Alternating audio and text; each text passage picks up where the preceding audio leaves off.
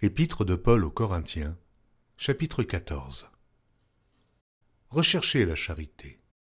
Aspirez aussi aux dons spirituels, mais surtout à celui de prophétie. En effet, celui qui parle en langue ne parle pas aux hommes, mais à Dieu, car personne ne le comprend, et c'est en esprit qu'il dit des mystères. Celui qui prophétise, au contraire, parle aux hommes, et les édifie, les exhorte, les console. Celui qui parle en langue s'édifie lui-même. Celui qui prophétise édifie l'Église.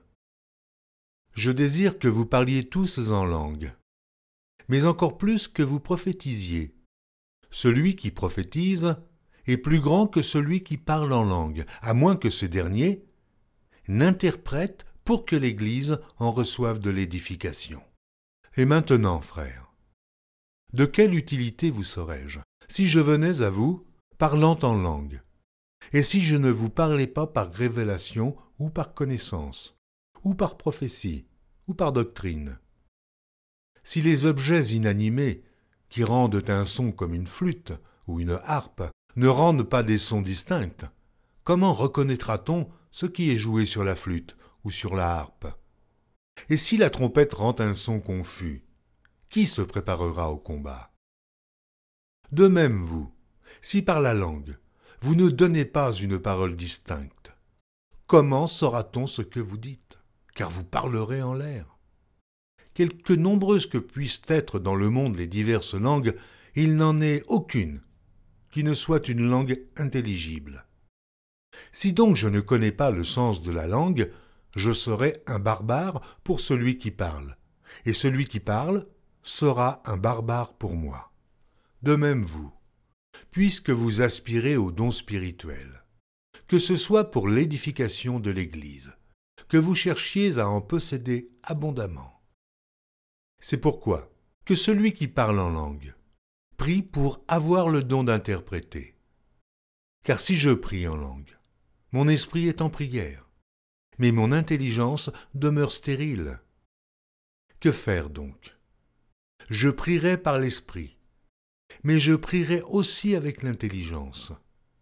Je chanterai par l'esprit, mais je chanterai aussi avec l'intelligence. Autrement, si tu rends grâce par l'esprit, comment celui qui est dans les rangs de l'homme du peuple répondra-t-il Amen à ton action de grâce, puisqu'il ne sait pas ce que tu dis? Tu rends, il est vrai, d'excellentes actions de grâce, mais l'autre n'est pas édifié.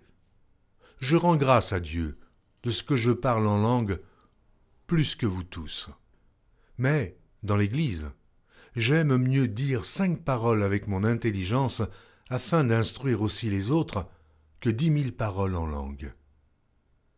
Frères, ne soyez pas des enfants sous le rapport du jugement, mais pour la malice, soyez enfants, et, à l'égard du jugement, soyez des hommes faits.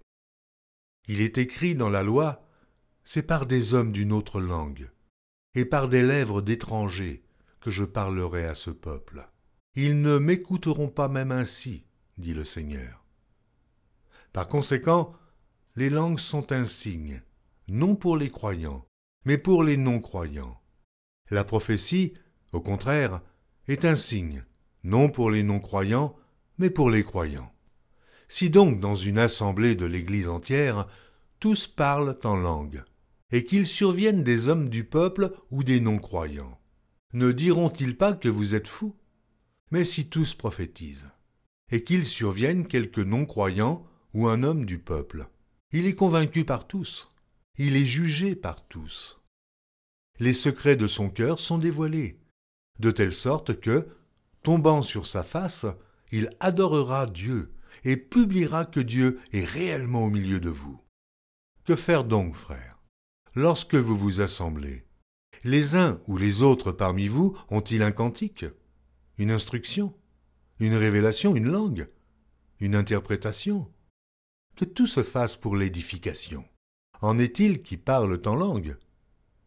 Que 2 ou 3 au plus parlent, chacun à son tour, et que quelqu'un interprète. S'il n'y a point d'interprète, qu'on se taise dans l'Église, et qu'on parle à soi-même et à Dieu. pour ce qui est des prophètes, que 2 ou 3 parlent, et que les autres jugent. Et si un autre, qui est assis, a une révélation, que le premier se taise. Car vous pouvez tous prophétiser successivement, afin que tous soient instruits et que tous soient exhortés. Les esprits des prophètes sont soumis aux prophètes. Car Dieu n'est pas un Dieu de désordre, mais de paix.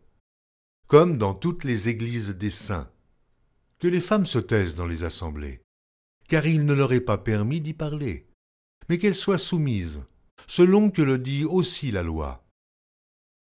Si elles veulent s'instruire sur quelque chose, qu'elles interrogent leur mari à la maison, car il est malséant à une femme de parler dans l'église. Est-ce de chez vous que la parole de Dieu est sortie? Ou est-ce à vous seul qu'elle est parvenue? Si quelqu'un croit être prophète ou inspiré, qu'il reconnaisse que ce que je vous écris est un commandement du Seigneur. Et si quelqu'un l'ignore, qu'il l'ignore. Ainsi donc, frères, aspirez au don de prophétie, et n'empêchez pas de parler en langue, mais que tout se fasse avec bienséance et avec ordre.